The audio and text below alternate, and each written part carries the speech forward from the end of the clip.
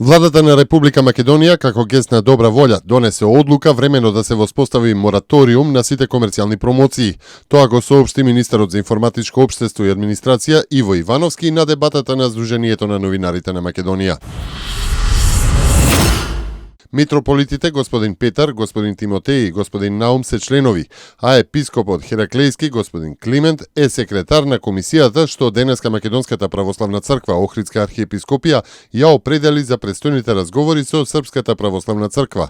На редовната седница биле разгледани извештаите од епархиите и при тоа била изразена загриженост за неповолните демографски податоци, односно намалување на наталитетот и изголемувањето на морталитетот, особено за православното македонско население.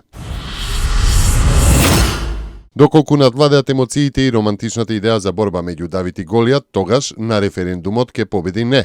Но ако ги поддржуваат интересот на државата и логиката, тогаш ќе победи да, вели поранешниот премиер на Грција Јоргос Папандреу во интервју за идниот број на италијанскиот весник Ла Република во врска со престојниот референдум во земјата околу тоа дали да се прифатат условите на кредиторите за излез од кризата во Грција. Во меѓувреме грчкиот премиер Алексис Ципрас го испратил до председателот на Европската комисија Жан-Клод Јункер, председателот на Европската централна банка Марио Драги и управниот директор на ММФ Кристин Лагард писмото во кое се вели дека Грција е подготвена да го прифати предлогот на кредиторите со неколку промени, додавки или појаснувања како дел од продолжувањето на програмата на Европскиот фонд за финансиска стабилност и новиот договор со Европскиот механизам за стабилност.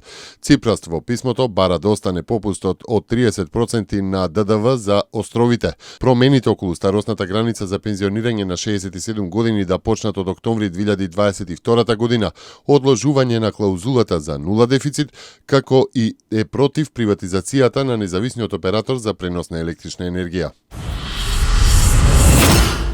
Царинската управа го одбележува пристапувањето кон конвенциите за заедничка транзитна постапка и за поедноставување на формалностите при трговијата со стока.